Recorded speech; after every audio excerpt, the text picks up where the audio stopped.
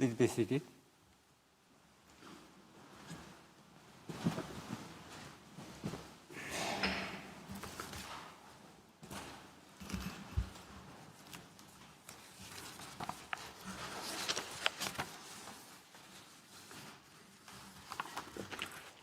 The sitting is open. The court meets this morning to hear the remainder of the second round of oral argument of the Gambia. I now give the floor to Ms. Jessica Jones. You have the floor, madam. Mr. President, members of the court, good morning. And so we begin the last day of the Gambia's presentation of its case. I will address you this morning on Myanmar's commission of the actus reus of genocide. There is, in fact, no serious issue in this case about whether the actus reus of genocide has been committed. You have heard yourselves the witnesses' evidence on what happened during the clearance operations, evidence which Myanmar has not countered. In the villages where our three witnesses lived, Minji, Chutpien, Maung Nu, and in many other villages across northern Rakhine State, the Myanmar military indisputably committed atrocities. Whether those atrocities were genocide, because of the inferences to be drawn from the evidence, because they targeted a substantial part of the Rohingya group, those are questions of mens rea, not actus reus, and they will be addressed by Professor Sands and Mr. Reichler in the speeches which follow this morning. For actus reus, the focus is on what was done, not why it was done.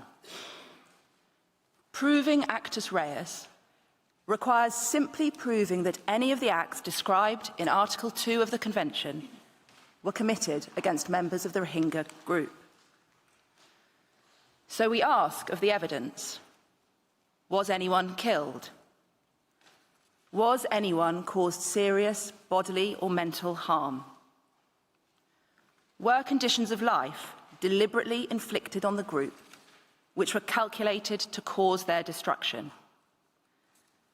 Were measures imposed which were intended to restrict births within the group? In respect of all of these, the answer is yes. Mr. President, members of the court, in 2 painful but powerful days last week, you heard from the Gambia's witnesses of how their lives, their families, were decimated by Myanmar's genocidal campaign. Their experiences are repeated in over 40 signed witness statements and in hundreds of further accounts obtained by the FFM and the IIMM. There is no doubt that there were killings within the terms of Article 2A.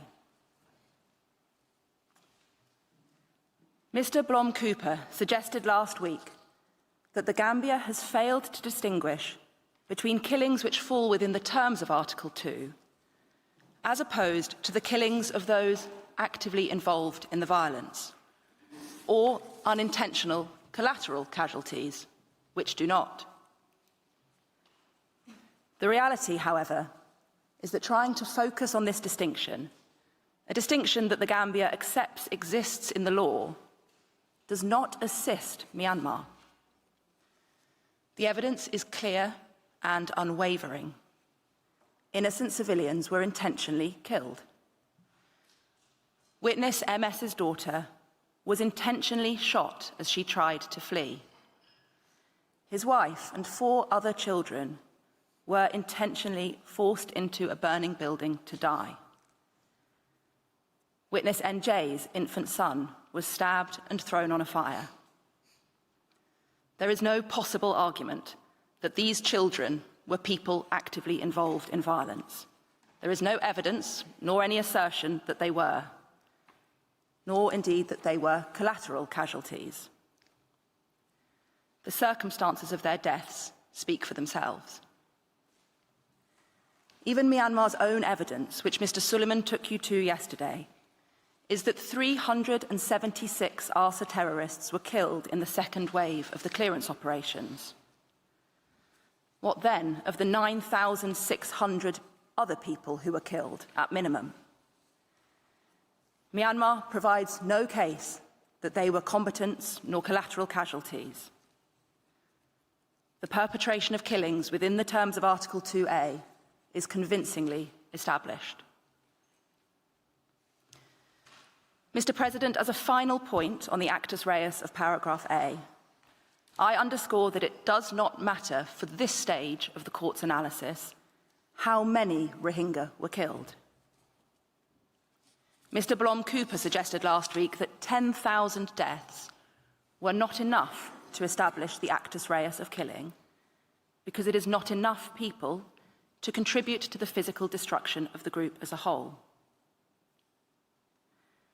Even putting to one side the fact that the figure of 10,000 is noted by the FFM to be a likely underestimate, limited in particular by Myanmar's destruction of evidence and its refusal to cooperate with international organisations to conduct investigations, and that there are some estimates that the death toll was more than twice as high.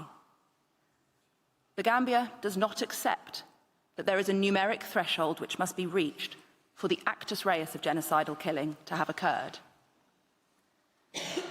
Any act of killing is inherently capable of contributing to the destruction of the group. While the number of group members targeted and affected may be relevant to whether genocidal intent is established, an issue which was raised by Judge Orescu in his questions to the parties, and which will be answered more fully by Professor Sands in his speech which follows.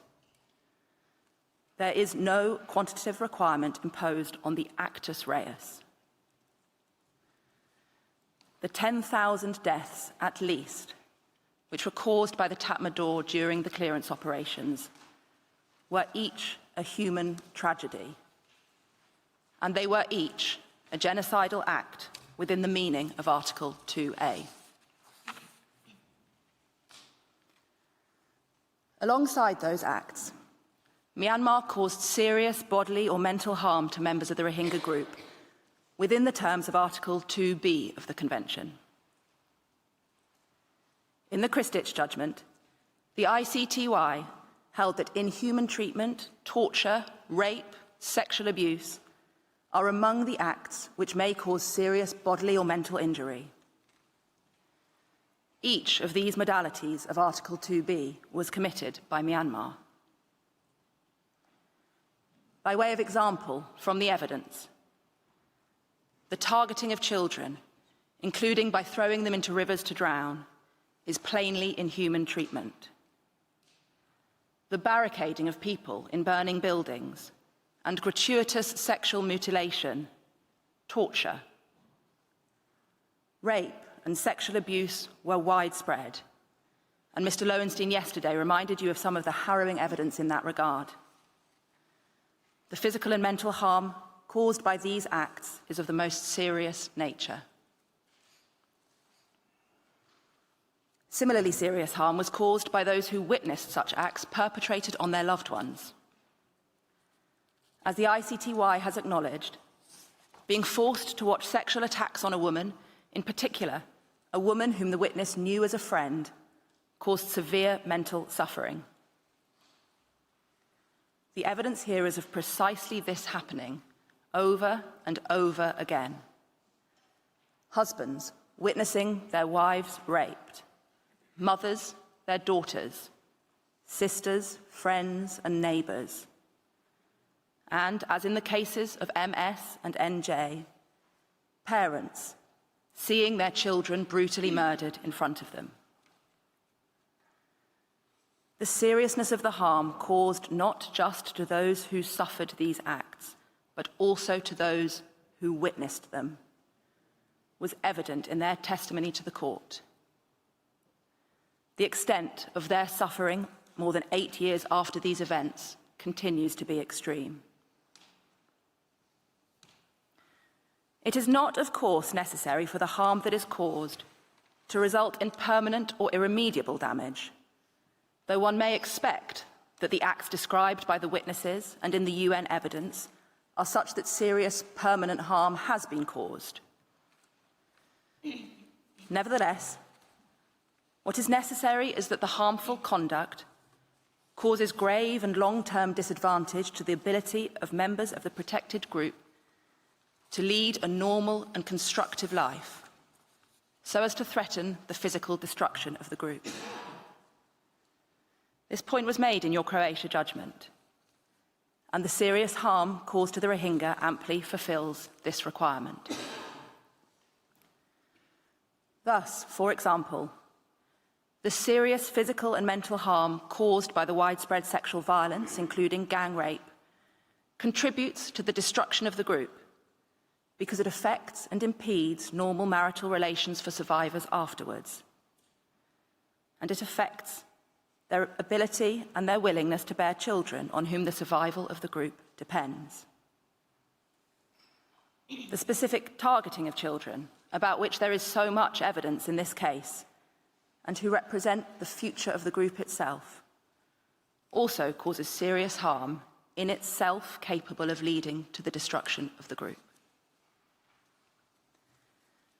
Mr. President, members of the court, one of the striking features of this case is the number of Rohingya, 700,000 of them, almost the entire Rohingya population of northern Rakhine State, around 2/3 of the Rohingya population of Myanmar overall, who had to flee to Bangladesh to escape the genocidal violence of the Tatmadaw.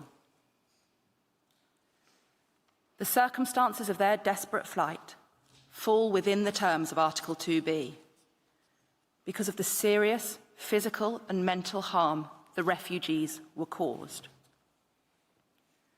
There was a baseline profound harm caused by being forced to flee with the stark choice of that or be killed. And it was compounded by the attending circumstances. The fear and uncertainty as to their fate, and the fate of family members from whom they were separated, sometimes never to see again. The appalling conditions of their journey to Bangladesh, described by Mr. Lowenstein yesterday, including the lack of food and the ongoing threat of genocidal violence, and the unsafe and unsanitary conditions of the camps in which they sought refuge, where they are unable to live normal lives, and which, accordingly, contribute to the destruction of the group. The witness's evidence was clear about the serious harm this has caused.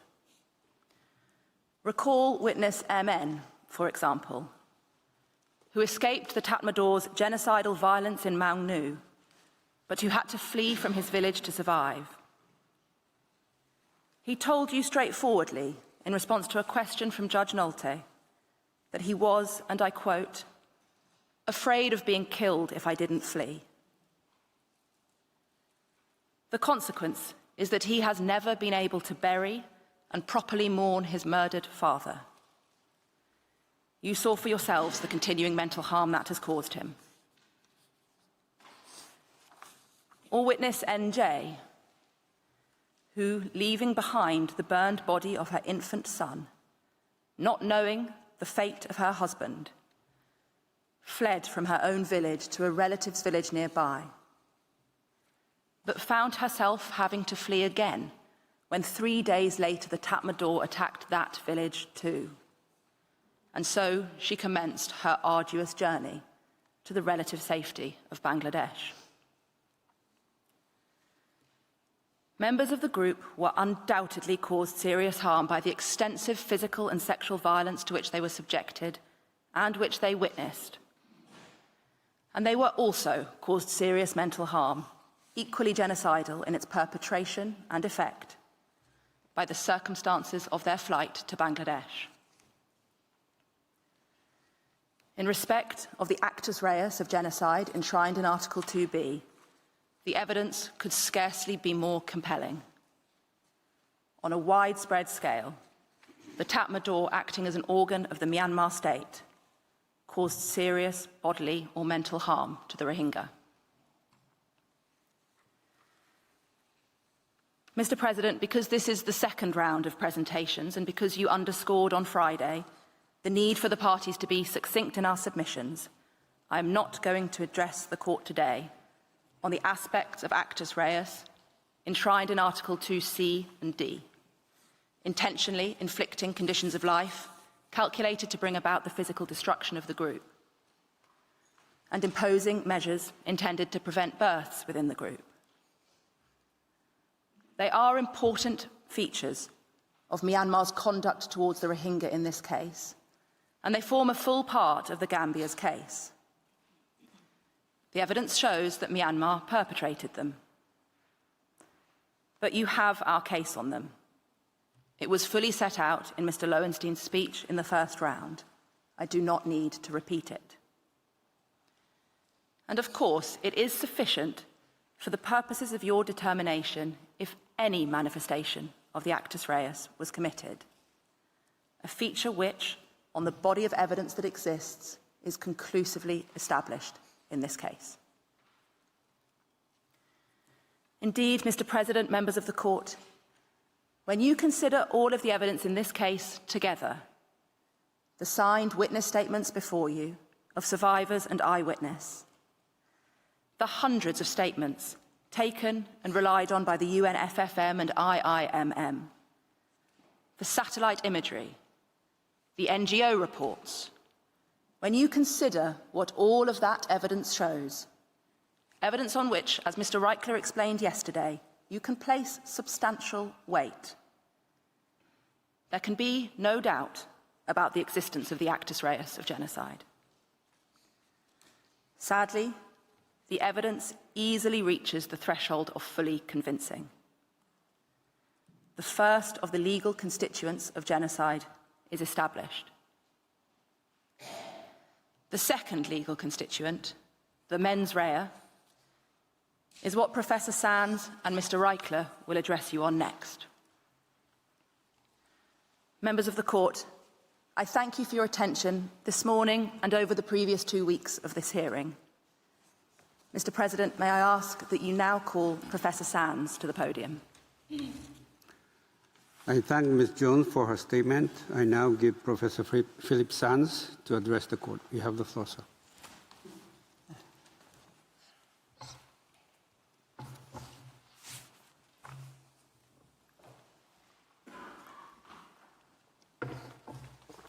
Mr. President, members of the Court, I turn now to the important question of dolus specialis. As in our first round presentations, this is a subject on which Mr. Reichler and I will both address you. It is, of course, the decisive issue in this case. And as Ms. Jones has just made clear, there really isn't any real issue that the actus reus of genocide has been committed in the 3 villages and in at least the 51 other locations in which the FFM has detailed corroborating evidence of a strikingly similar modus operandi in the Tatmadaw clearance operations. And so it falls to you to determine, in the light of the irrefutable evidence on actus reus, whether, when they were performing the heinous clearance operations across northern Rakhine State as an organ of the Union of Myanmar, the Tatmadaw were targeting a substantial part of the Rohingya group, and whether they were doing so with the intent to destroy the group, in whole or in part. I deal first with substantiality. As I mentioned yesterday, the question of whether the Rohingya are a protected group under the Convention is not in issue. Mr. Staker, on behalf of Myanmar, has accepted that the acts aimed at the destruction of the Rohingya population in northern Rakhine State as such would fall within the scope of the Convention. The second point on which there is no difference between the parties is that for the purposes of the substantiality test, what matters is the targeted group, not the number of victims. That's what I meant when I said that genocide is not a numbers game. There's no magical number of victims which turns one kind of crime into another kind of crime. So the only question that remains, at least in respect of defining the Rohingya group, is whether the targeted part is a substantial part of the group. And that requirement emerges from your judgments in Bosnia and Croatia. And from what I heard from the other side last week, I don't think there's much in the way of a legal dispute between the parties as to what the jurisprudence requires. The key legal requirements are that the targeted part of the group must be, and I quote, significant enough to have an impact on the group as a whole, end of quote. To assess whether that is the case requires consideration of the three factors identified in the Bosnia judgment at para 296 and the Croatia judgment at para 142, the ones that I put up on the screen last week. And those factors are, first, the quantitative element, second, the qualitative element, such as the prominence of the targeted part, and third, geographical factors, including the scope of the perpetrator's opportunity to target. Now, let me be very clear about the Gambia's case in this regard. We've been consistent from the outset. We say that the Tatmadaw targeted for destruction a substantial part of the Rohingya population. And the part that they targeted with intent to destroy was the part of the Rohingya group who lived in northern Rakhine State. Northern Rakhine State, as you now know, is comprised of the three townships about which you have heard so much over the last 2 weeks: Mangdor, Butidung, and Rathedung townships. The Rohingya who lived in these areas and who were targeted by Myanmar's genocidal campaign are, by any reasonable standard, a substantial part of the group overall. The metrics this court set out in Bosnia and Croatia make that clear. I'll here answer Judge Aurescu's question about the relevance of numbers to mens rea. And this is the first way, sir, in which the relevance arises. Numbers will be relevant as one of the factors which bear on whether the intention of Myanmar to target a part of the group for destruction was substantial. If Myanmar had targeted a single home or a single person, that would not be substantial. But it didn't target a single home or a single person. It targeted tens of thousands of homes and over 800,000 human beings. And numbers also arise, sir, in respect of another respect of mens rea, namely the consideration of the pattern of conduct and whether the only reasonable inference to be drawn from it is genocidal intent. I'm going to address that later, but want to flag at this point, in light of your question, Judge Aurescu, that I'm dealing here with one aspect of mens rea to which we say numbers are relevant: the substantiality of the targeted group. As to the quantitative criterion for substantiality, the FFM estimated that the Rohingya population in Myanmar before the clearance operations was 1.2 million. Some two-thirds of that population lived in the three townships comprising northern Rakhine State. That is about 800,000 individual human beings. And of these, around 700,000 Rohingya fled to Bangladesh in 2017. That's nearly 90% of those living in northern Rakhine State, and two-thirds of the entire Rohingya population in the country as a whole. Can this court really say that this is not a substantial number? Can counsel for Myanmar really make that argument? We don't think so. On purely numeric grounds, the part of the group that was targeted was manifestly substantial. Allow me to respond here to the question put by ad hoc Judge Kress, also on behalf of Judge Charlesworth, namely whether the Gambia has evidence as to the overall population of the villages targeted in the second wave of clearance operations and of the 178 villages alleged to have been burned or razed during or after the operations. The answer to those questions is yes, up to a point. However, it's difficult to answer the question with any degree of precision because Myanmar hasn't registered Rohingya children or included the Rohingya population in the official census. So there are no official figures that record the Rohingya population when the clearance operations began. Nevertheless, and notwithstanding the absence of official figures, we do have some numbers to share with you based on the numbers that Myanmar provided in Annex 465 of its counter memorial.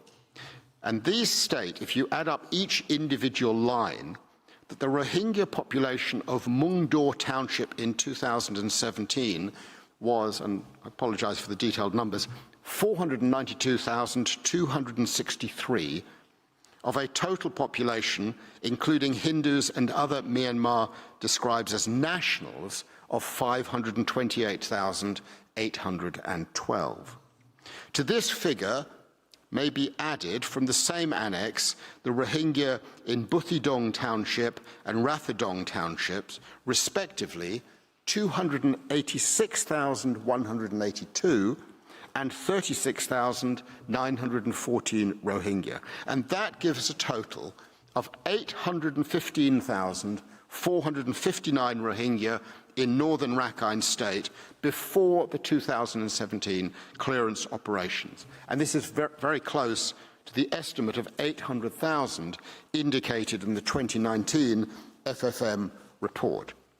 Now, the FFM report states that 178 villages have been totally destroyed out of 993 Rohingya villages in northern Rakhine State, where the population of some 815,000 might be assumed to live. So that's about 18% of the villages.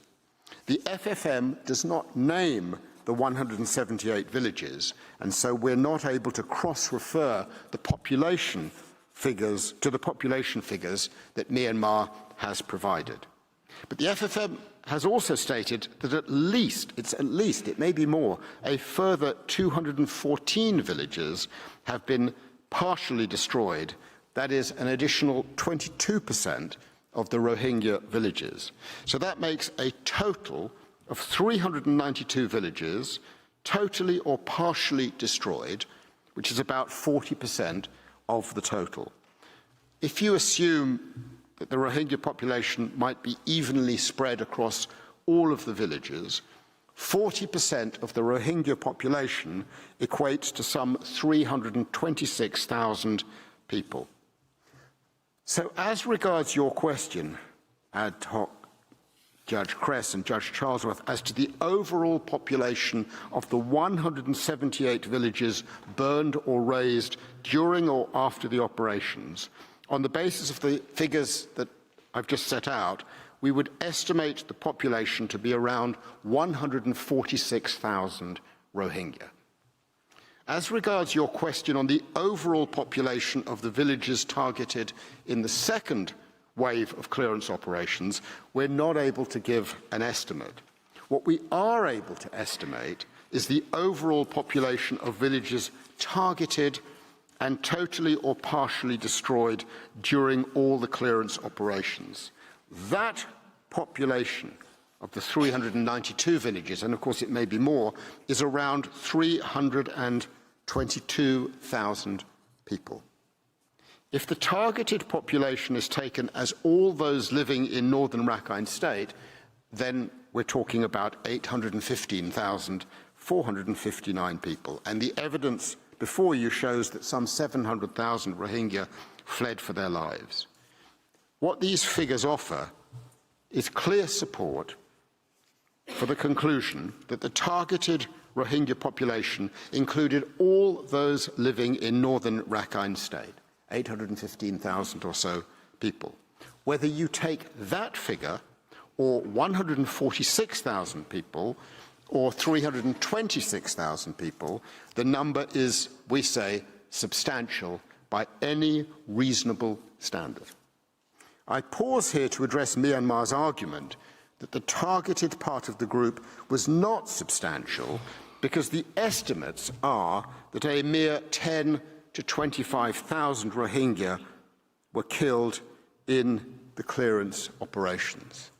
A couple of points. First, that is a lot of human beings. And the suggestion that killing such numbers is not substantial is an argument, I suspect, that Counsel for Myanmar will not be promoting very widely outside the hearing of their client. Second, as the FFM recorded, these numbers are in any event likely to be an underestimate. Surveys conducted to establish the number of deaths in the first months of the 2017 clearance operations alone concluded that there were between 9,400 and 13,700 people killed. And even then, these numbers reflect only deaths for which there was a surviving family member eyewitness. And as you've heard from Professor Dargent yesterday and from Ms. Al-Amin in our first round, Myanmar has gone out of its way to destroy the evidence, including the evidence of the burial of large numbers of bodies in mass graves. And that, we assume, is partly why they used bulldozers. The total number of those killed will never be known. As the FFM concluded, the number of deaths cited in its reports are only conservative estimates. Third, I want to underscore that it's the targeted part of the group that must be substantial, not the numbers of victims in the final reckoning. Professor Miron agreed with that in her speech last week.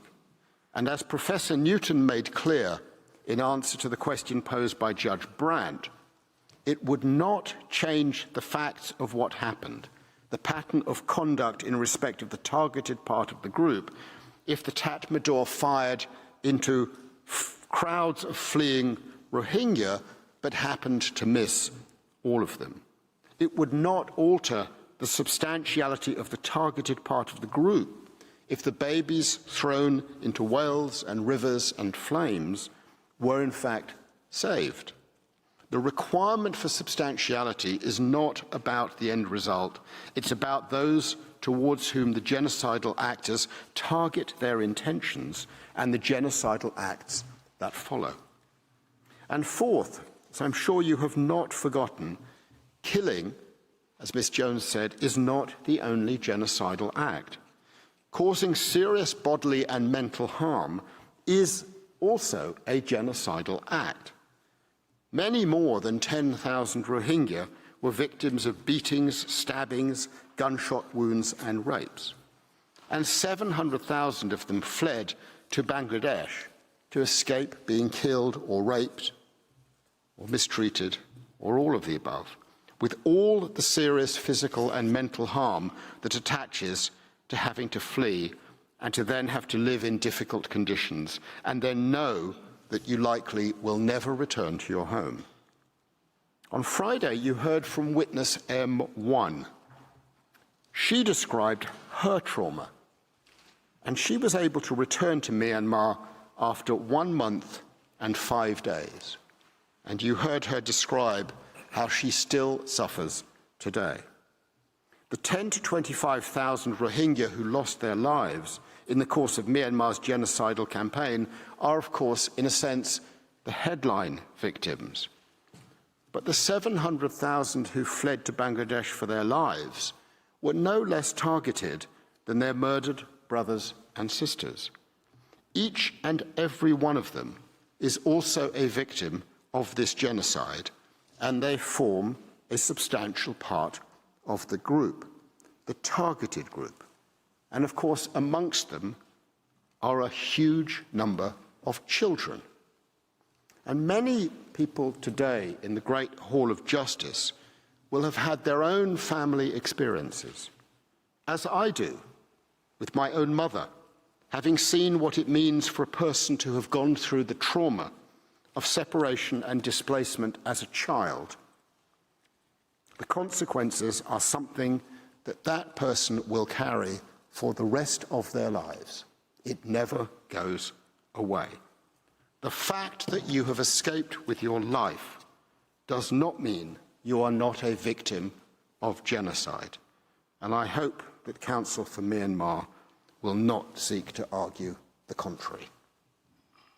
I turn to the qualitative factors.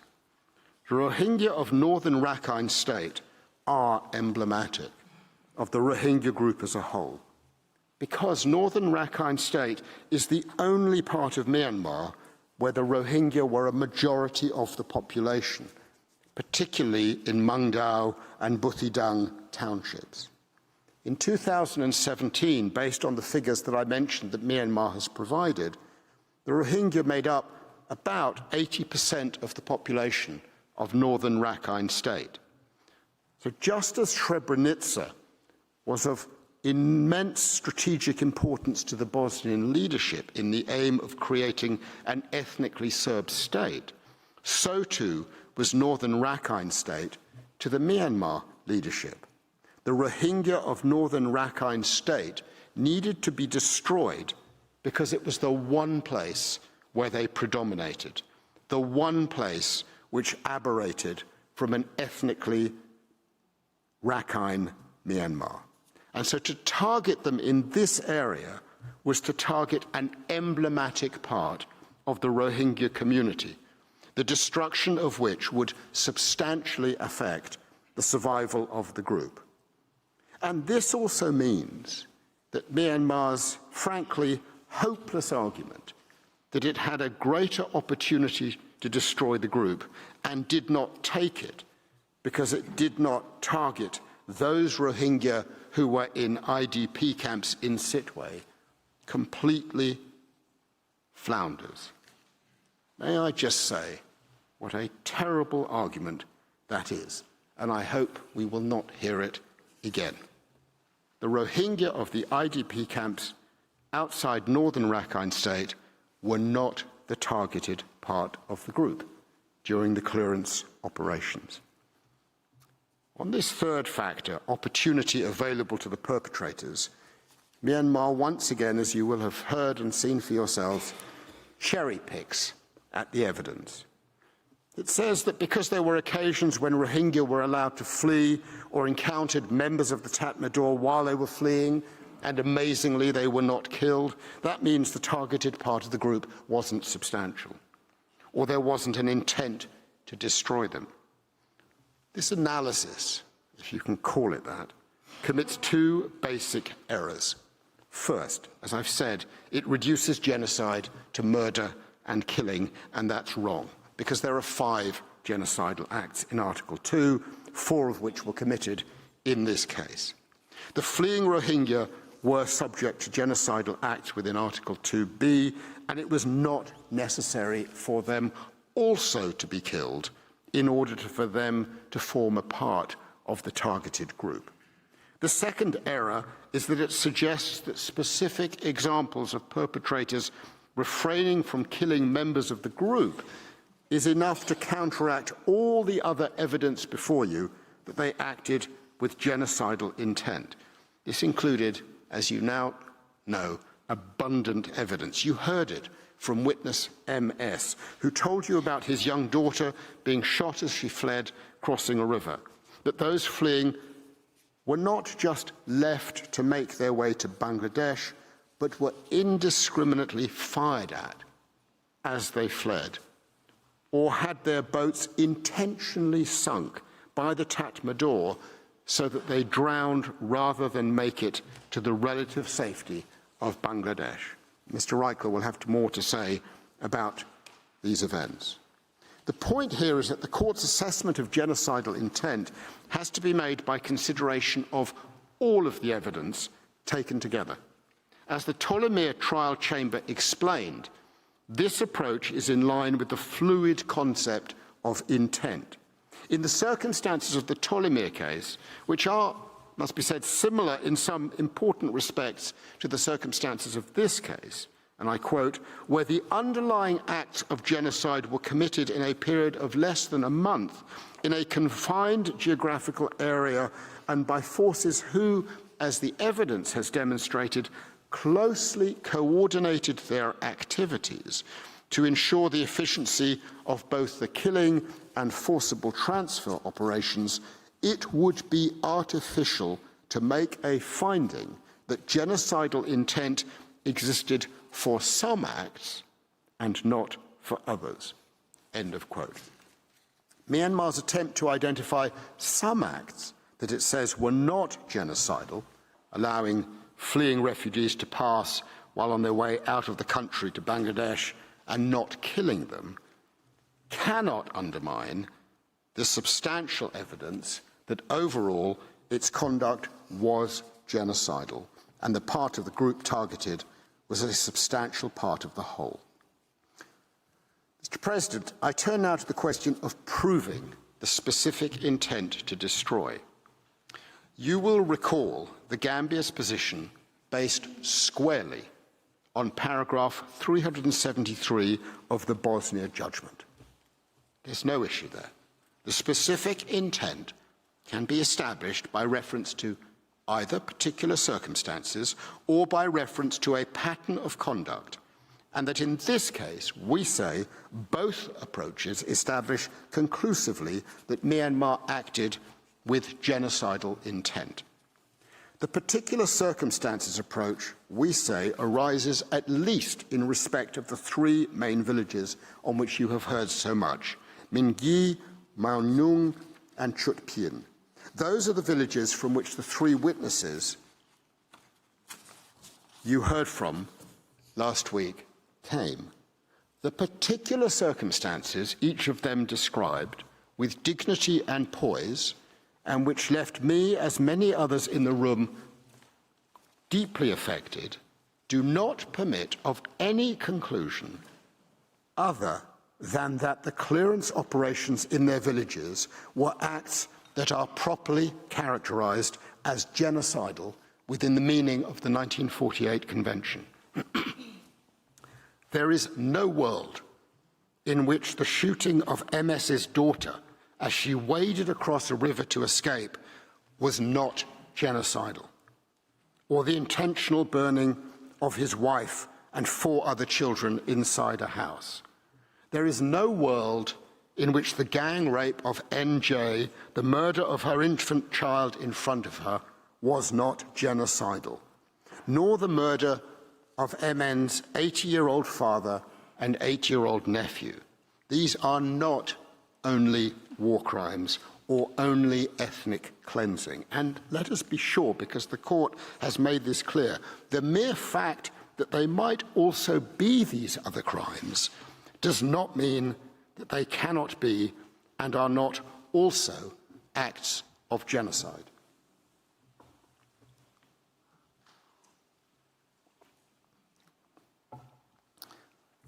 That what was done to witness NJ and her child was an act of genocide is confirmed by the case law. And contrary to what Counsel for Myanmar told you, we do believe that national jurisprudence can assist in the process of reflection because it offers guidance on how a rule is to be interpreted or applied.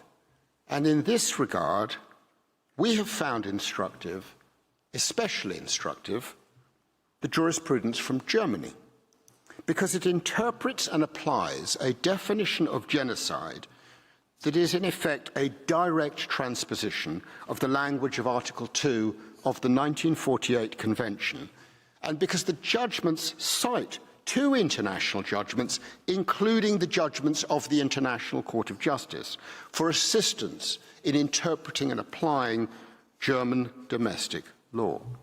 I just give you one example. There are others. The judgment of the Bundesgerichtshof of November the 30th, 2022. This is Germany's highest court, and it found the defendant, a member of ISIS, to be guilty of genocide under Section 6.1 of the Völkerstrafgesetzbuch, the Code of Crimes under International Law.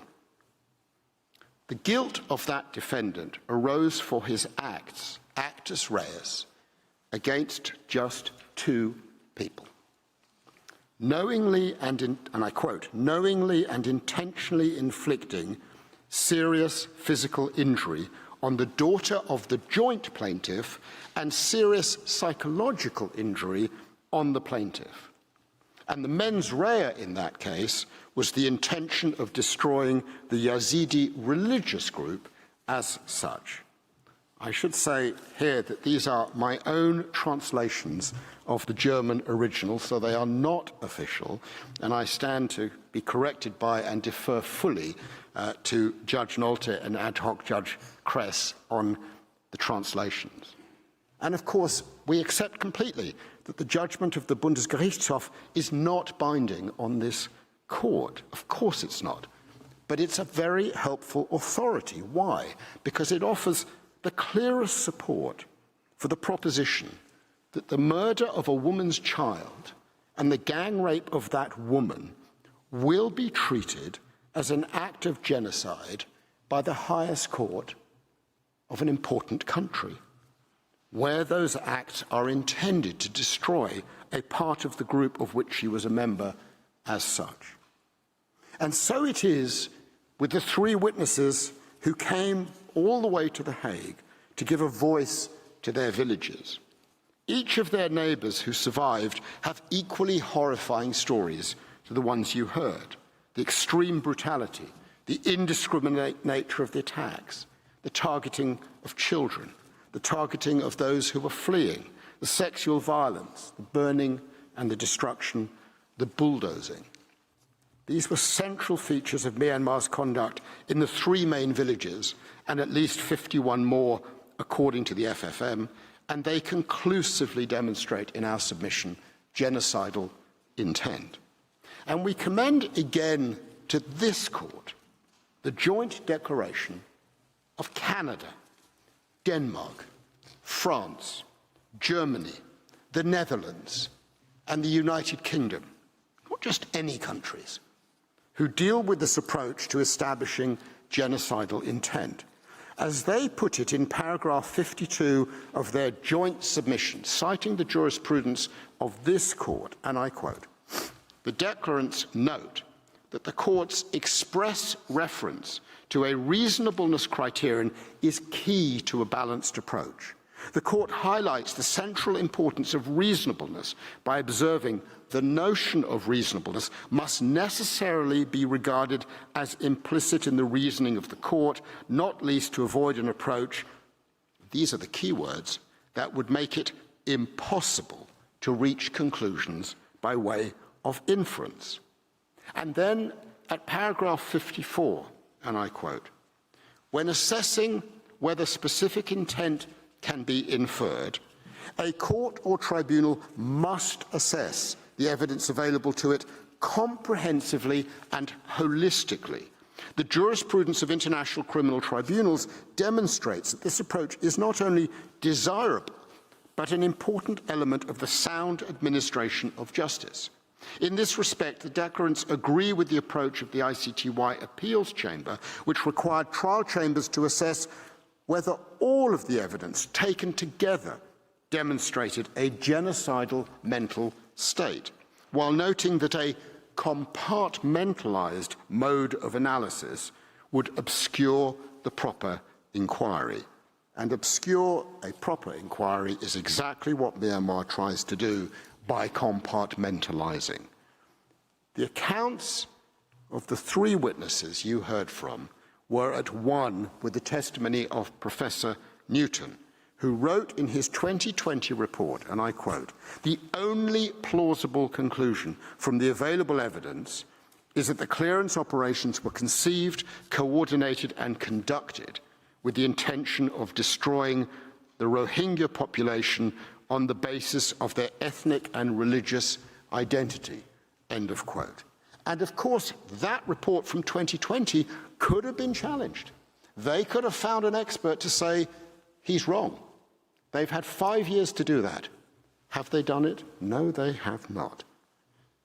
When this text, these words, were put to Professor Newton by Mr. Hooper last week, what did Professor Newton say?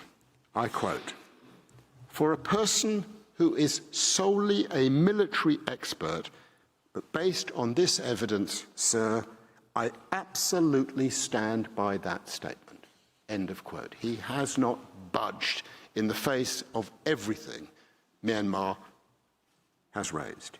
The pattern of conduct is clear and fully conclusive in being established across those 3 villages and extended to the wider number of villages subjected to clearance operations, at least the 54 for which the UN had substantial corroborated evidence. My colleagues addressed this in detail yesterday, Mr. Lowenstein and Ms. Al-Amin last week. And so here we turn to the only reasonable inference standard.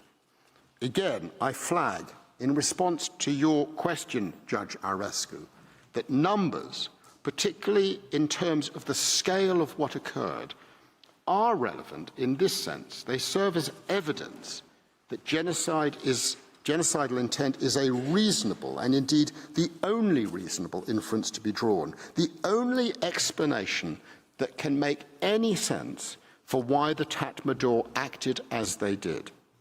You've heard plenty over the last 2 weeks about the 7 indicators of genocidal intent that the FFM identified from all of the evidence. You've heard from us how those indicators mirror the factors identified by this court in its judgment in Croatia. Myanmar has tried to suggest that the Gambia's reliance on them somehow reverses the burden of proof or amounts to an attempt to create a new approach to establishing genocidal intent, or is somehow circular. These arguments are wrong. They rest on complete mischaracterizations of what we said and what the FFM was doing in identifying and then relying on the 7 indicators, and what we are seeking to do by also referring to them. These indicators are not, as Myanmar tried to suggest, identifying a new freestanding basis for finding genocidal intent to be applied across future cases, and with a certain number needing to be fulfilled before a genocide can be committed. The suggestion is absurd. The FFM did not invent these indicators. It drew them directly from the jurisprudence of the ICTY and the ICTR, and that's why we feel able to refer to them. The key point is that they are all evidential features of this case, features which the evidence shows characterized Myanmar's conduct towards the Rohingya of northern Rakhine State in 2016 and 2017, features which, in the FFM's view, demonstrate that Myanmar acted with genocidal intent. And they are relied on by the Gambia for no greater purpose than to show that on analysis of the evidence, this is what is clear. Myanmar acted with a genocidal intent. It acted with this intent, as the FFM concluded, and as we say this court should conclude, because its discriminatory policies, its hate speech, its pre-planning and organization, its extreme brutality, its sexual violence, its targeting of children, its destruction of evidence, its impunity for the perpetrators, its failure to cooperate with the UN cannot reasonably be understood in any other way. If Myanmar is right in its suggestion that these aspects of the evidence are not to be taken into account when considering whether a genocidal intent existed, then on what is this court supposed to base its findings? This is the evidence in this case. It is through an assessment of all of the evidence taken together, comprehensively, holistically, not compartmentalized, as the 6 interveners put it, that the court is required to reach its conclusions on intent. And it is from all of this evidence, which demonstrates the presence of these 7 features, that the inescapable, inevitable conclusion is presented that Myanmar acted with genocidal intent. In contrast, Myanmar invites you to engage precisely in the exercise of compartmentalization, or maybe we should call it salami slicing, the motivation of which is solely to avoid the conclusion that the evidence shows a reasonable inference of genocidal intent. I come to the conclusions. Mr. President, members of the court, it is clear from the evidence that Myanmar targeted a substantial part of the Rohingya group. It is clear that the particular circumstances of that targeting in many villages established that it did so with genocidal intent. And it is clear that the pattern of conduct across at least 54 villages gives rise to the reasonable inference that Myanmar, through the Tatmadaw, acted with a genocidal intent towards the Rohingya of northern Rakhine State. The evidence of a genocidal intent is fully conclusive. The Gambia has no doubt about that whatsoever. The 11 interveners appear to have no doubt about that. The various UN bodies and those who prepared all the reports appear to have no doubt about that. Where is the doubt as to the existence of a reasonable inference? Who has intervened to support Myanmar's contrary view? Where is the evidence before you, in the form of witness testimony or expert testimony, that would allow you to conclude that a reasonable inference of genocidal intent did not exist? There is none. Mr. President, last week, Counsel for Myanmar suggested that the Gambia was somehow trying to muddle the waters and to misconstrue the applicable legal standards for inference with a speech, my speech, in the first round on a reasonable inference rather than the only reasonable inference. Well, it may be that Professor Talmon got confused, that he was somehow expressing a kind of dolus perplexus. But I think each of you understood what it is that the Gambia was doing in arguing in this way, proceeding with care and logically. First, you have to establish that genocide is a reasonable inference. And once you've done that, then you show that it's the only reasonable inference. That seems pretty logical to us. It's not muddled waters. It's not even muddied waters. It's clear waters. It's clear intention. It's clear and fully convincing evidence. Mr. President, members of the court, this brings to a close my arguments in this case. I'd like to take the opportunity to thank my junior, Jessica Jones, for her outstanding assistance over the past 6 years. And I'd also like to thank Ms. Sun Yung Hwang, Ms. Jennifer Shopman, and Ms. Nancy Lopez for their incredible support in relation to the preparation of my speeches and of others. I thank you for your continued attention once more today and over the past 3 weeks. And now I invite you to call to the bar my dear friend and colleague, Mr. Paul Reichler, and he will address the point that Professor Talmon is waiting for. Genocidal intent is indeed the only reasonable inference to be drawn from the evidence before you. Thank you. I thank Professor San for her statement. I now give the floor to Mr. Reichler to address the court. You have the floor, sir.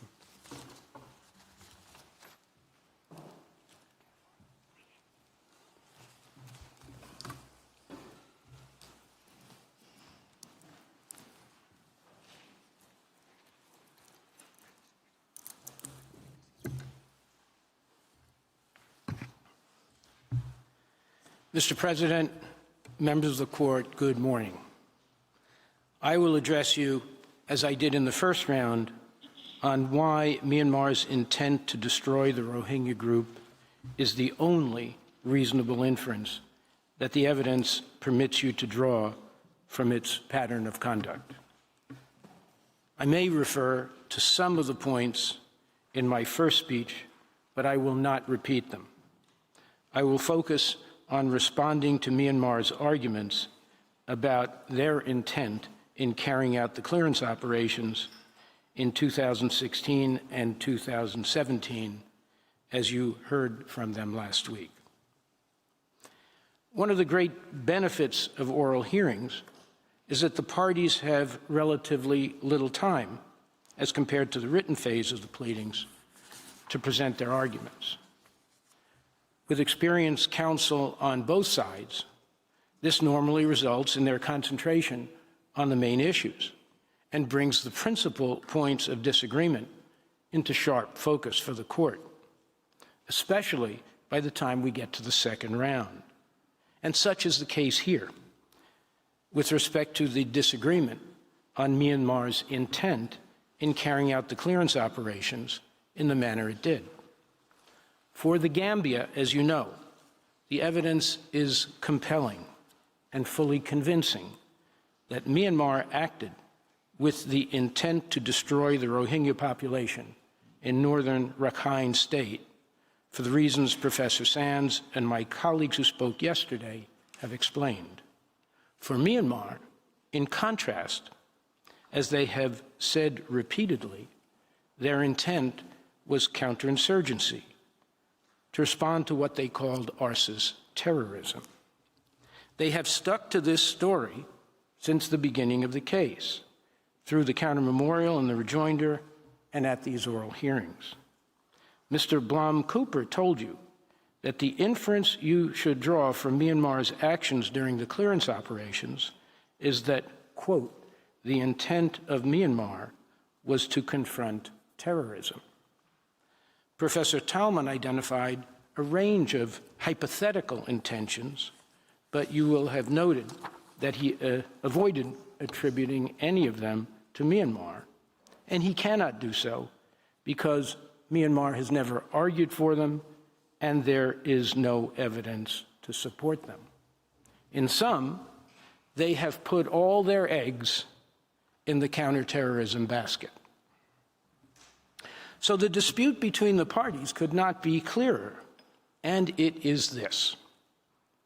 By the means and manner in which the clearance operations were actually carried out, that is, when the Tatmadaw and related security forces entered Rohingya villages and began shooting indiscriminately, was Myanmar's intent, as reflected in the acts of its state agents, in this case its military forces, to counter terrorism, as Myanmar told you, or was it to destroy the Rohingya as a group, as concluded by the UN fact-finding mission and all the other UN bodies and independent and reputable NGOs whose reports are in evidence, and is further evidenced by the testimony of all of the Gambia's witnesses, both in person and in written statements,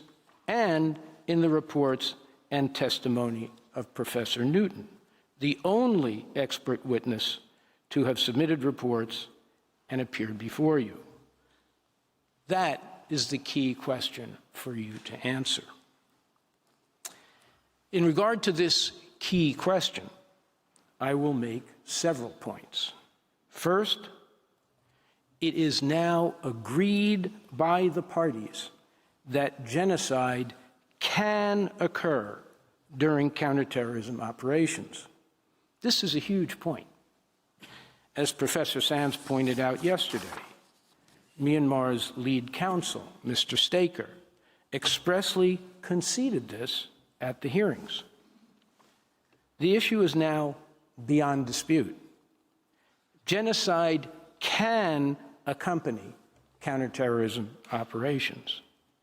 The mere existence of counterterrorism or other military operations does not prevent the court from finding that Myanmar carried out these operations with genocidal intent.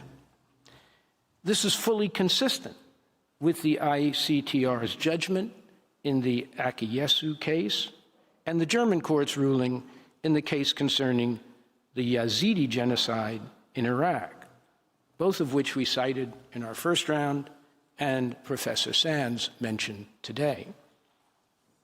Accordingly, even if you believe Myanmar's counsel, Ms. Laurie, that, quote, ARSA is the reason Myanmar conducted counterterrorism operations in northern Rakhine State, and as we have made clear for the record, we do not, that still doesn't cut it for Myanmar. Thanks to Mr. Staker's admission, confirming what they said previously and repeatedly in their written pleadings, the fact that there was a counterterrorism operation in progress, if that was indeed the case, is pure context. It is not intent. It is not the intent of the state at the time its authorized agents began firing their weapons deliberately at Rohingya civilians, including women and children, upon entering scores of Rohingya villages and began to slaughter the civilian population. To put the question plainly, at the time and in the places where the actus reus of genocide were committed, what was the intent of the state as reflected in the pattern of conduct by its authorized agents, the Tatmadaw, when they engaged in that horrendous conduct? The court has received voluminous evidence on what those acts were and is certainly well aware of them. They were highlighted by Professor Newton on cross-examination, in which he spelled out the various elements of the genocidal modus operandi employed by the Tatmadaw in at least 54 Rohingya villages, based on the findings and conclusions of the UN fact-finding mission. Citations to his testimony and the specific paragraphs of the FFM report to which he referred will appear in footnote.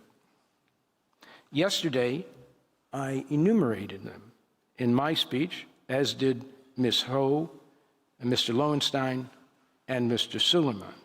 Again, citations will appear in footnote. I will avoid further repetition of them. I am confident you know them well and don't need to hear them again from me now. Mr. President, you have been told by Professor Newton during his cross-examination that this modus operandi violated every core principle of a counterterrorism doctrine that is universally accepted, including by Myanmar. Myanmar's acceptance of the doctrine is reflected in the rules of engagement that Tatmadaw prepared for these operations, which state on their first page that they applied to operations against ARSA. As Professor Newton told you, there was no problem with the content of the rules of engagement. The problem was that they were completely ignored in the orders that were given to the soldiers to act as they did, and in the conduct, the pattern of conduct of the soldiers in carrying out those orders in village after village. Every rule was ignored and violated. The fact that multiple Tatmadaw units deliberately, blatantly, flagrantly, egregiously, and consistently violated these rules in scores of Rohingya villages, spread all across northern Rakhine State, while under the command of their officers, is compelling and convincing and conclusive evidence that counterterrorism was not and could not have been their intent. We say the means and manner by which the clearance operations were conducted against the Rohingya rule out any possible reasonable inference that the operations were conducted with the intent to combat terrorism.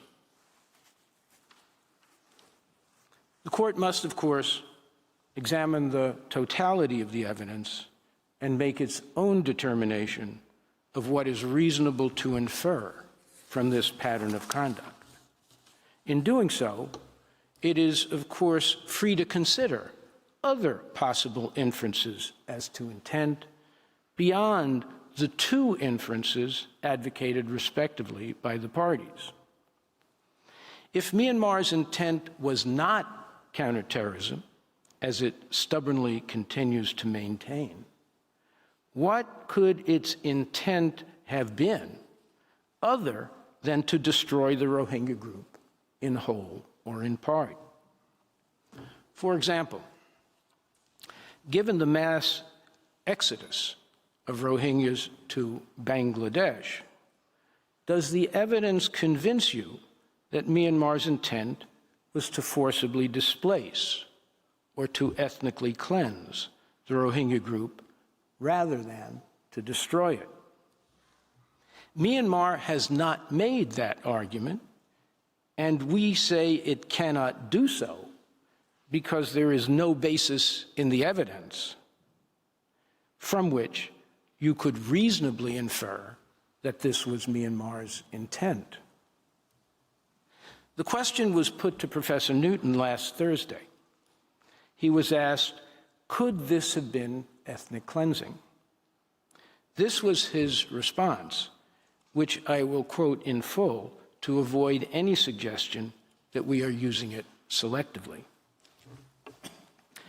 Based on the facts, as I saw them in the FFM, in those at least 54 up to 76 incidents, my opinion is that it is not ethnic cleansing based on the pattern of practice, the mass rape, the fact that it is documented in multiple witness statements that while those rapes are occurring, they're racist, there are insults, there are ethnic slurs, that the fact that babies are killed, that babies are thrown into burning houses, others are thrown into wells, others are thrown into the river. Ethnic cleansing does not involve killing the children of a particular group. The fact that men were slaughtered after, and sometimes they were hung. The fact that you're shooting at fleeing refugees, emphasis in original. If ethnic cleansing is your goal, you don't keep shooting. You don't put troops on the river as people are fleeing into Bangladesh and sink boats as they're about to get into Bangladesh. And there are others. But the totality of the pattern, sir, says to me that this is not just ethnic cleansing. Professor Newton's testimony is fully supported by the evidence in the FFM's reports, including the following passages from the 2018 report in regard specifically to the targeting and killing of refugees while they were trying to cross the border into Bangladesh. quote, soldiers opened fire on groups of Rohingya at or close to the border crossing points, including large numbers gathered at the shores of the Bay of Bengal or Naf River while waiting to cross into Bangladesh. Soldiers also shot at boats carrying Rohingya to Bangladesh, resulting in further casualties. Soldiers also used large knives to kill or attempt to kill Rohingya individuals crossing the border. Landmines were planted by Tatmadaw soldiers along border crossing points in northern Mongdaw Township. Soldiers were seen by witnesses laying mines in border areas after 25 August 2017. This indicates that the use of landmines was intended to target fleeing Rohingya civilians and to prevent those who had already left from returning. Data from Médecins Sans Frontières indicated the scale of violent deaths en route to Bangladesh, noting that 13.4% of violent deaths occurred during the period between displacement from their village and arrival in Bangladesh. These facts and many others set out in the fact-finding mission's report led the FFM to reject forced displacement as a reasonable inference of Myanmar's intent, based on the Tatmadaw's modus operandi and pattern of conduct. This is from the 2018 report. I apologize again for the long quote, but it's important not to quote selectively. Quote, the suggestion that the authorities may have been legitimately seeking demographic change in Rakhine State, as opposed to the destruction of the Rohingya as a group, cannot be reconciled with the scope of violence and brutality of the military or the serious bodily and mental harm inflicted on the civilian population. It would not have necessitated the killing of more than 10,000 civilians, the systematic and coordinated rape of women, the mass deportation of over 725,000 people, and the destruction of villages. An argument that the intent may have been to displace the Rohingya population, but not to seek its ultimate destruction, falls at the same hurdle. The scale and scope of violence in its varied forms, the intensity and brutality of the attacks, and the physical destruction of Rohingya life as it once was, through the mass demolition of their villages and homes, makes it difficult to consider any such inferences as reasonable. When considered against the patterns of oppression and dehumanization spanning decades, and a coordinated and widely prevalent discriminatory rhetoric on the part of the very authorities entrusted with ensuring the Rohingya safety, livelihood, and protection, the picture becomes even more complete. Mr. President, there are stark and fundamental differences between an operation that is conducted to forcibly displace a particular population and one that is intended to destroy them as a group. Let me give you a concrete example of this difference.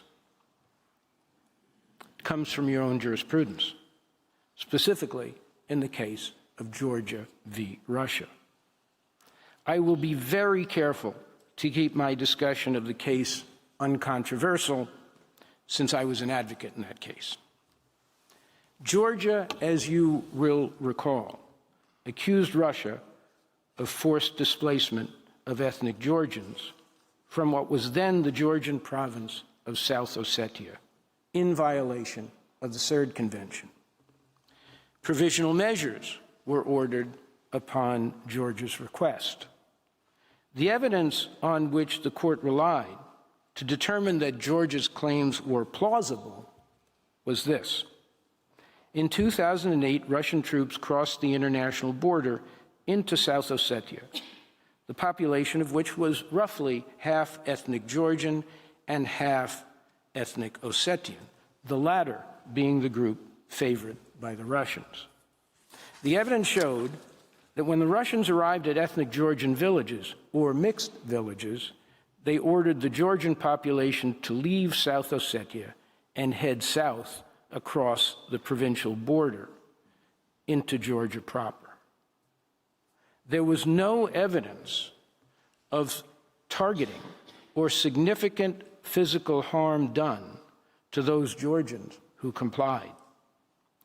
Where there was resistance, the evidence shows that the Russians started burning some houses and less frequently killed some residents. But the burning and the killing stopped after the rest of the villagers fled. Fleeing refugees were not shot at by Russian forces. Children and babies were not targeted or torn from their mothers. There was no systematic sexual violence. On those facts, if proven, this was forced displacement or ethnic cleansing. It was not genocide. And these facts stand in sharp contrast with what Myanmar did in northern Rakhine State. The court never reached the merits of that case because it upheld Russia's preliminary objection to its jurisdiction. But the court did find that there was forced displacement or ethnic cleansing in the Bosnia and Croatia cases. The situation in Myanmar is, of course, worlds apart from that of the former Yugoslavia. As the court well knows, when Yugoslavia broke apart, some of its constituent republics immediately began fighting over territory. The historical record shows that there was a mad scramble for territory, especially between Croatia and Serbia and between Bosnia and Serbia. Each of these ethnic-based republics sought to expand its territory by taking over areas where their fellow Croats or Serbs or Bosnians lived, at the expense of the other republics and the unwanted ethnic groups who lived there. There was extensive military conflict on all fronts, and tens of thousands, including civilians, were killed. But both the Bosnia and Croatia cases were essentially about the control of territory and the objective of each of the new states to establish an ethnically homogeneous state, or as close to that as possible, by taking over territory from a rival state where their fellow group members lived and expelling members of other ethnic groups. Thus, the court was on solid ground in determining, in Croatia v. Serbia, that the intentions of both states were not to destroy unwanted ethnic groups, but to forcibly displace or ethnically cleanse them from its territory, or from the territory it sought in the fighting. Here again, the facts stand in total contrast with what occurred in Myanmar. The Tatmadaw were not seeking to enlarge Myanmar's territory or to defend it against any other state. They were not seeking to gain someone else's territory to bring ethnic Burmese within an enlarged Myanmar. Nor, as the evidence discussed yesterday and today shows, were they simply seeking to expel the Rohingya from Myanmar. We say this evidence convincingly shows that the means and manner by which the clearance operations were conducted preclude any reasonable inference that these operations by the Tatmadaw were intended as forced displacement or ethnic cleansing, just as they preclude any reasonable inference that they were intended merely to combat ARSA. As you have seen, this is what the UN fact-finding mission concluded. And there is still another very compelling reason why it is not even arguable that Myanmar acted with the intent to forcibly displace the Rohingya group from its territory. Myanmar categorically denies that this was its intent, repeatedly.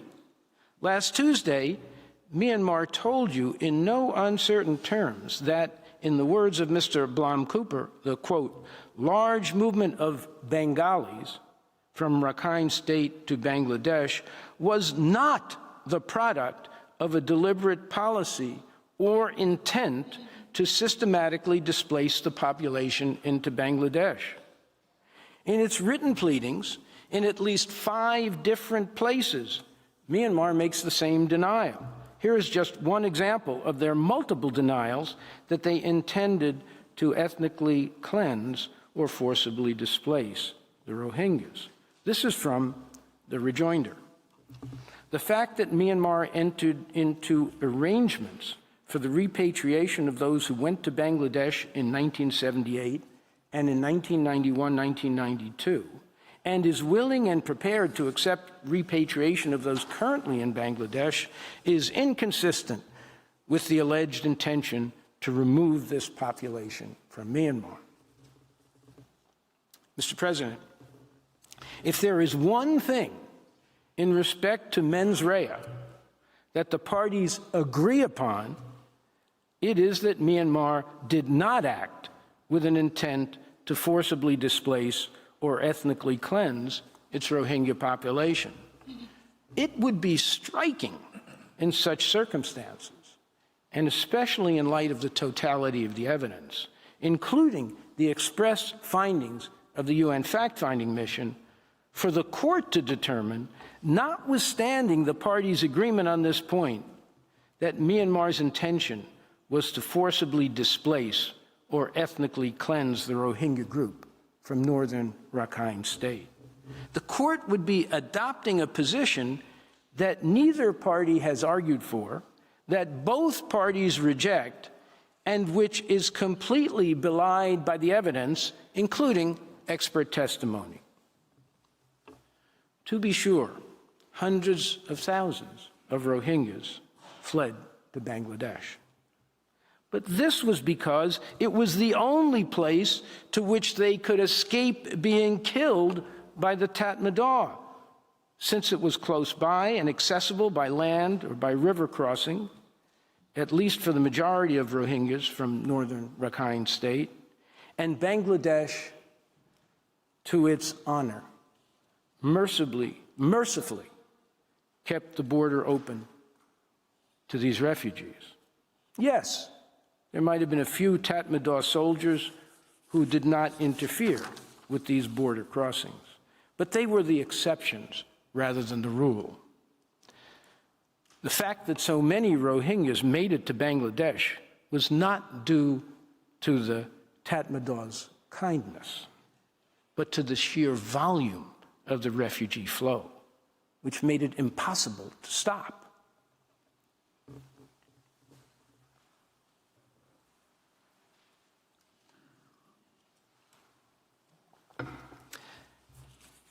Mr. President, it's now 11:30.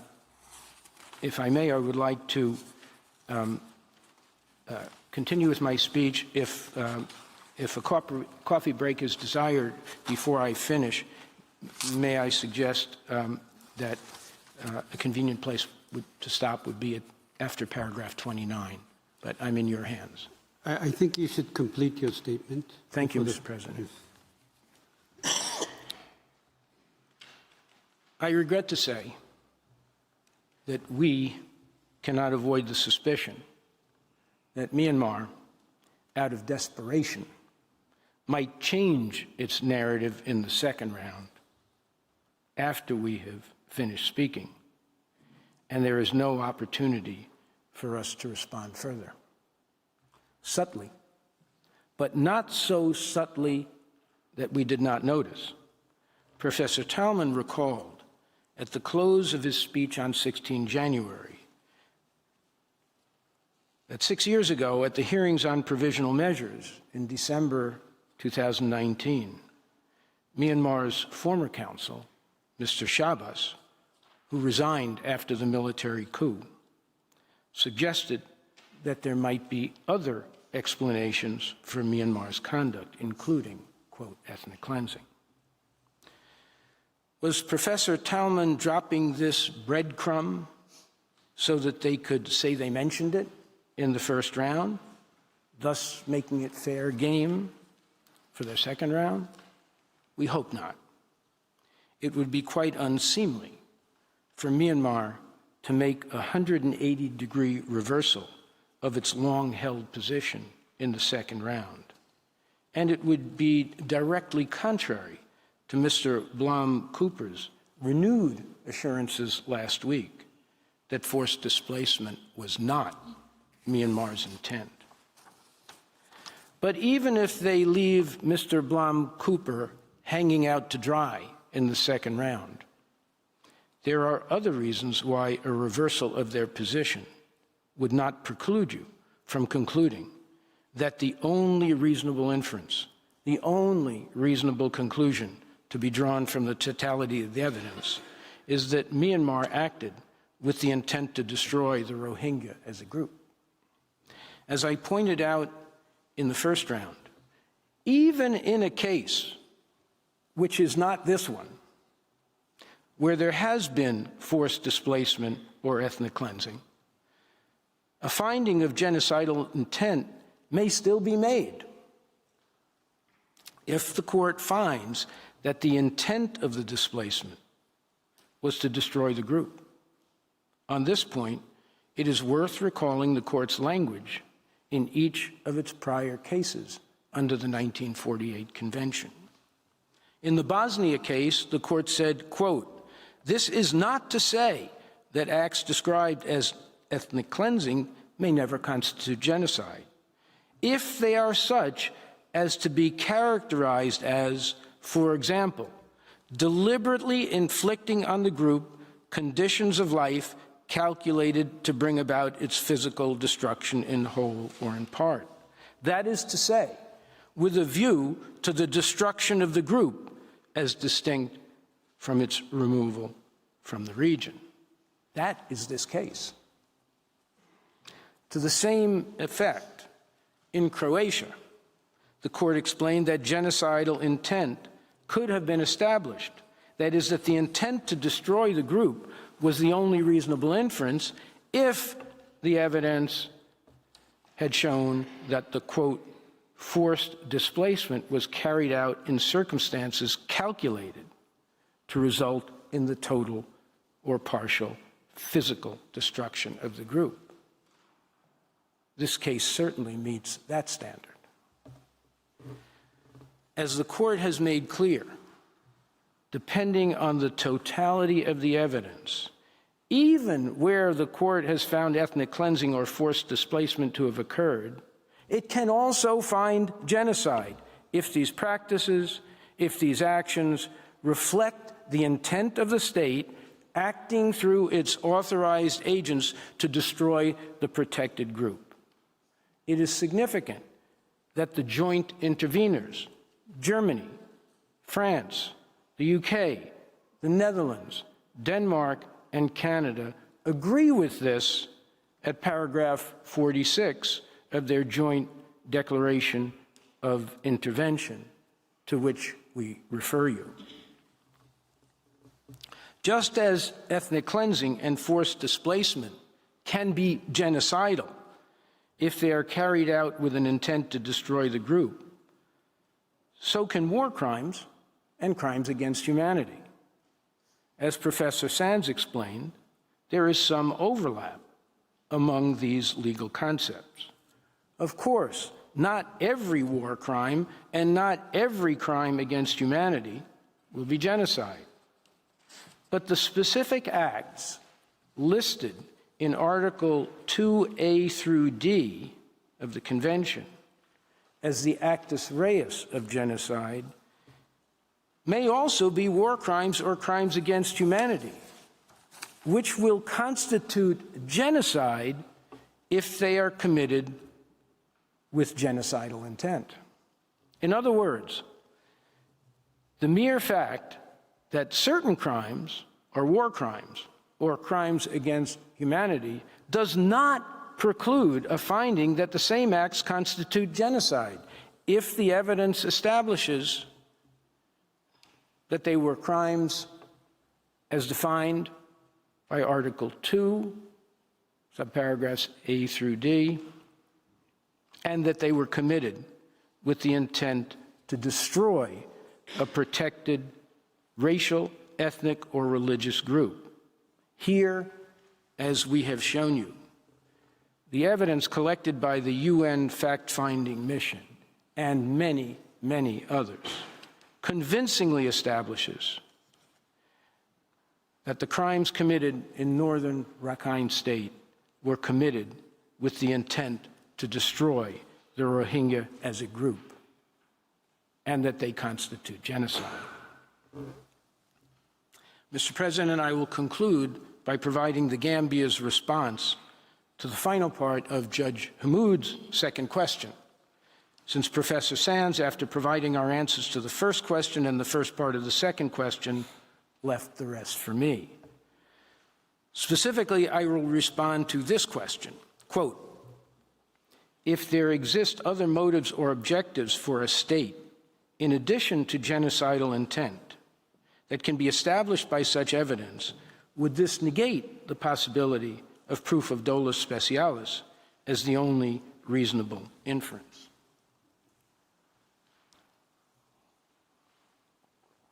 First, we thank Judge Hammoud for this question. And our concise answer is no.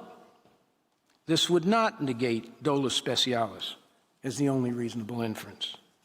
And I will explain why this is so.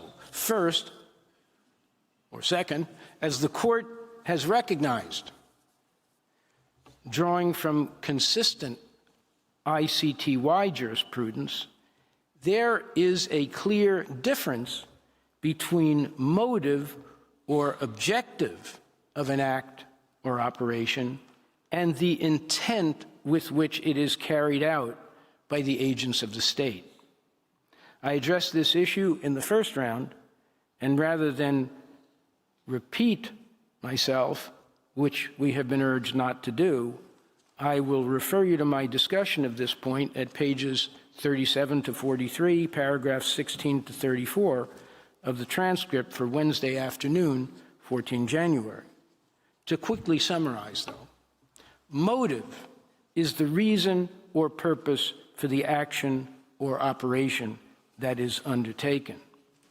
Intent is the state of mind of the state acting through its authorized agents while they are committing the acts which constitute the actus reus of the crime. In this case, the crimes listed in Article 2A to D of the 1948 Convention. The Court recognized the difference between motive and intent in the Bosnia case, where it stated that the intent to commit genocide is, quote, to be distinguished from other reasons or motives the perpetrator may have. It found in that case that a Serb militia massacred thousands of Bosnian men and boys at Srebrenica with genocidal intent, even after finding that, quote, an essential motive of much of the Bosnian Serb leadership was to create a larger Serb state by war of conquest, if necessary. Judge Bandari's separate opinion in the Croatia case includes a detailed review of the ICTY's well-developed jurisprudence on the difference between motive or objective or purpose on the one hand and intent on the other. Among several cases that underscore this difference is the appeals chamber's decision in Prosecutor versus Blaškić.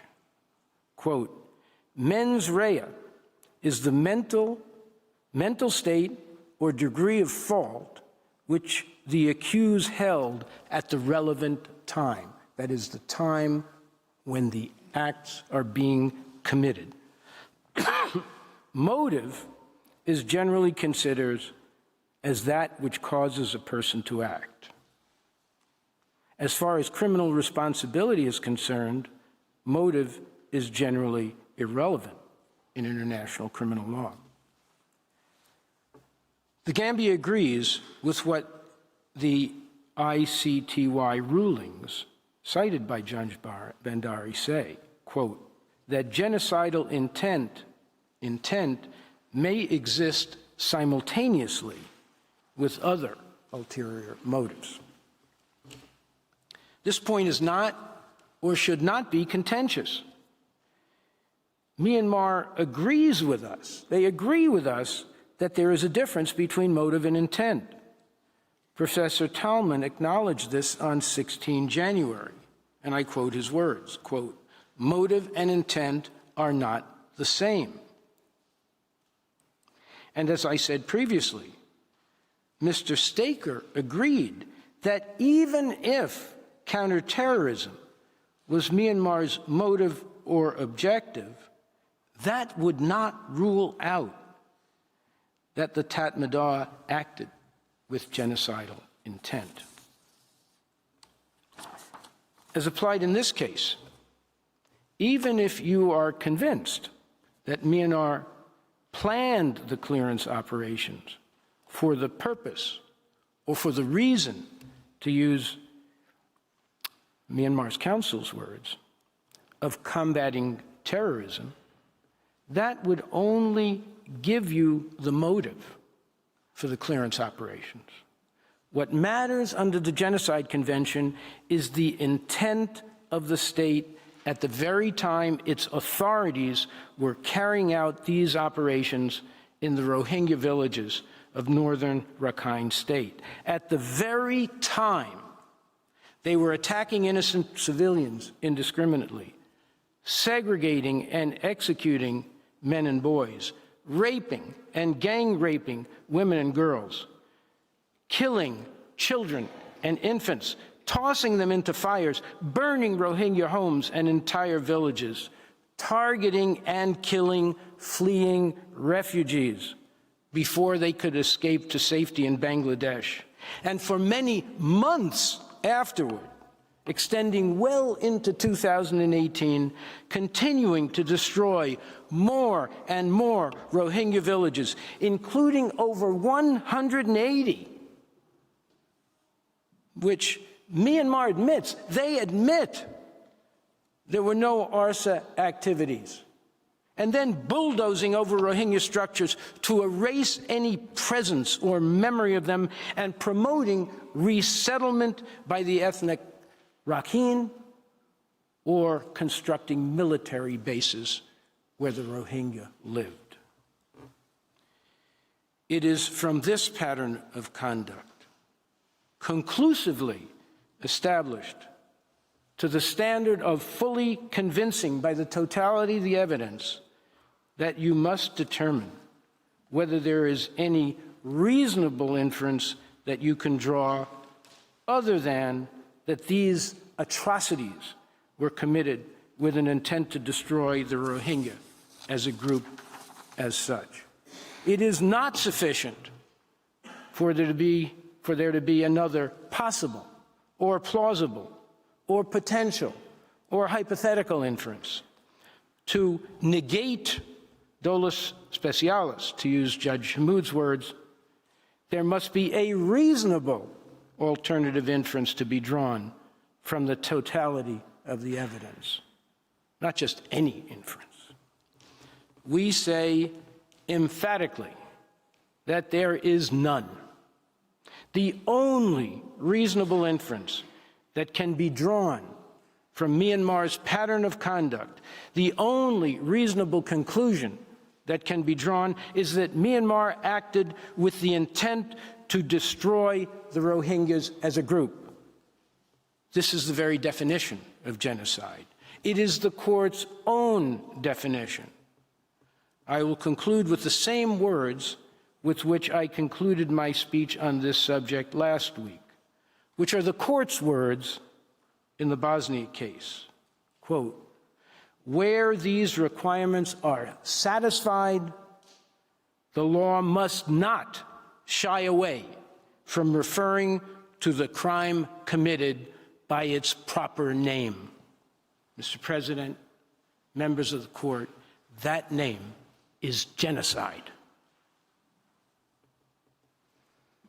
As always, I want to thank the court for its kind courtesy and patient attention this morning and throughout these proceedings. It has been a true honor for me to appear before you in these proceedings. I ask you now to call my esteemed colleague and longtime friend, Professor Darjan, to the podium. I thank Mr. Leichler for his statement. Before I give the floor to the next speaker, the court will observe a break of 15 minutes. The sitting is suspended.